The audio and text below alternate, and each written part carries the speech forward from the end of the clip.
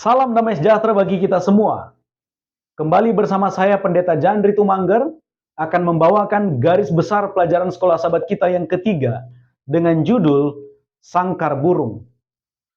Untuk memudahkan kita memahami pelajaran minggu ini, saya akan membagi ada 3 peristiwa yang dialami oleh tokoh dalam Alkitab masa-masa sulit atau dalam pelajaran yang kita kenal dengan menghadapi cawan lebur. Yang pertama adalah ketika bangsa Israel berada di satu tempat, di depan mereka Laut Merah, di kanan dan kiri ada gunung, dan dari belakang tentara Mesir sedang menuju mereka untuk membinasakan atau mungkin untuk membawa mereka pulang ke Mesir. Peristiwa yang kedua adalah pada waktu bangsa Israel berada di Mara, terdapat air di sana karena memang bangsa itu butuh air. Tetapi rasanya pahit dan tidak dapat diminum. Kemudian mereka juga dibawa ke Rafidim. Di tempat itu bahkan tidak ada air. Kemudian peristiwa yang ketiga adalah pada waktu Yesus dibawa ke padang gurun. Hal yang membuat kita sulit memahami situasi ini adalah di dalam peristiwa-peristiwa itu Tuhan terlibat. Kita tahu kisahnya pada waktu bangsa Israel dipimpin keluar dari Mesir, ada tiang awan dan tiang api yang menjadi tanda bahwa setiap perjalanan bangsa itu dipimpin oleh Tuhan. Tetapi apa yang terjadi? Pada waktu mereka berada di satu tempat yang dikejar oleh Mesir, bangsa Mesir, tentara Mesir, Keluaran pasal 13 ayat 21 katakan, Tuhan berjalan di depan mereka.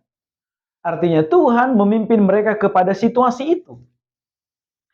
Kemudian ketika mereka kesulitan mendapatkan air, peristiwa di Mara dan juga di Masa dan di Meriba, Keluaran pasal 17 katakan, mereka berada di tempat itu sesuai titah Tuhan.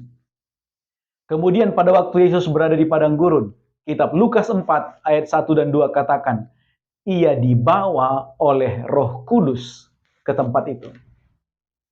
Maka dari situ, kita dapat melihat ada beberapa fakta dari pelajaran kita minggu ini. Yang pertama, mengikut tiang awan dan tiang api dalam artian dalam pimpinan Tuhan, tidak menjamin kita akan selalu bahagia. Justru, bisa saja itu akan menjadi pengalaman yang sulit. Yang kedua, masa sulit itu dapat saja membuat kita mempertanyakan hal yang ditanyakan oleh bangsa Israel dalam Keluaran 17 ayat 7. Adakah Tuhan di tengah-tengah kita atau tidak? Yang ketiga, kadangkala ketika berada di dalam cawan lebur, kita malah terbakar, bukan dimurnikan. Tetapi kisah tentang ketiga peristiwa tadi belum berhenti sampai di situ. Itu masih sebagian kecil dari kisah Alkitab yang terdapat dalam Keluaran 13, Keluaran 17, dan juga Kitab Lukas pasal 4. Ada sesuatu yang lebih yang harus kita terima dari pelajaran itu. Yang pertama, pada waktu berada di tempat yang mereka tidak dapat keluar dari tempat itu, dalam pemikiran mereka, Tuhan akhirnya membelah laut di hadapan mereka. Melepaskan mereka dari kejaran bangsa Mesir atau tentara Mesir.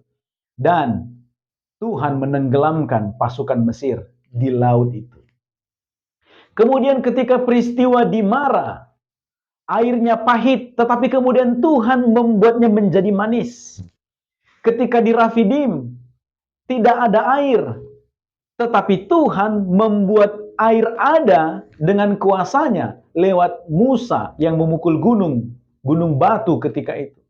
Nama itu diganti menjadi Masa dan Meriba. Kemudian dalam kitab Lukas pasal 4, ketika Roh Kudus menuntun Yesus untuk pergi ke tempat itu, namun akhirnya Yesus menang dalam pencobaan. Sekarang kita memahami, Tuhan menuntun bukan agar kita tidak mengalami kesulitan, Tetapi Tuhan memimpin kita dan menyatakan kuasa-Nya kepada kita dalam setiap kesulitan yang kita hadapi. Ada beberapa hal yang perlu kita sadari lewat pelajaran sekolah sahabat kali ini. Tuntunan Tuhan tidak pernah salah. Hanya saja Tuhan sering disalah mengerti. Yang kedua, untuk mengetahui kapan kita benar-benar bahwa kita sedang mengikuti tuntunan Tuhan Allah, bukan saat tidak ada pencobaan atau saat tidak ada rasa sakit yang kita alami.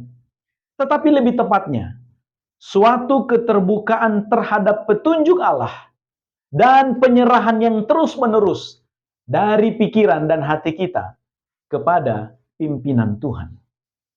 Yang ketiga, Tuhan izinkan masa sulit itu datang agar kita menyadari betapa tidak berdayanya kita. Kemudian harapannya adalah kita akan meminta pertolongan kepada Tuhan. Yang keempat, bila Allah membawa kita ke dalam ujian, Ia pasti mempunyai satu maksud dan kehendak yang hendak dilaksanakannya demi kebaikan kita semua.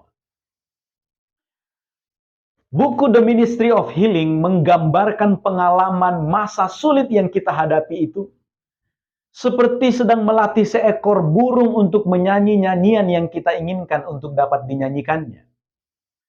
Dan burung itu harus dilatih di tempat yang gelap. Dan hanya musik itu yang didengar atau nyanyian itu yang didengar sehingga dia dapat menirukannya. Hal ini sejalan dengan Wahyu pasal 15. Wahyu pasal 15 menulis, umat-umat Tuhan kelak akan menyanyikan sebuah nyanyian. Dan hanya mereka yang menang yang akan menyanyikan nyanyian itu. Karena itu adalah nyanyian kemenangan. Bagaimana liriknya? Liriknya berisi pengalaman-pengalaman dari mereka yang berjuang dalam kehidupan ini, bertahan untuk mempercayai Tuhan, dan akhirnya menang. Besar dan ajaib segala pekerjaan-Mu ya Tuhan, yang maha kuasa, adil dan benar segala jalan-jalan-Mu, ya Raja segala bangsa.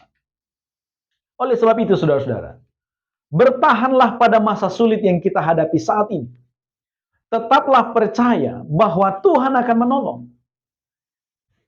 Dia telah melalui cawan lebur yang lebih buruk dari apa yang kita alami, dari apa yang kita hadapi. Dan Dia pasti tidak akan meninggalkan kita.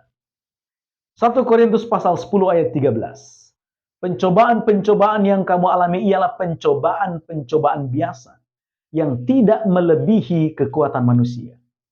Sebab Allah setia, dan karena itu Ia tidak akan membiarkan kamu dicobai melampaui kekuatanmu. Pada waktu kamu dicobai, Ia akan memberikan kepadamu jalan keluar, sehingga kamu dapat menanggungnya. Saudara-saudara, ketika kita sedang mengalami masa-masa sulit dalam hidup ini, itu artinya kita sedang mempelajari lirik lagu yang nanti akan kita nyanyikan bersama-sama di langit yang baru dan bumi yang baru dalam kekekalan sebagai nyanyian kemenangan. Demikianlah garis besar pelajaran sekolah sahabat kita. Semoga kita mendapat berkat dari pelajaran ini. Selamat belajar, selamat berdiskusi. Tuhan memberkati kita semua.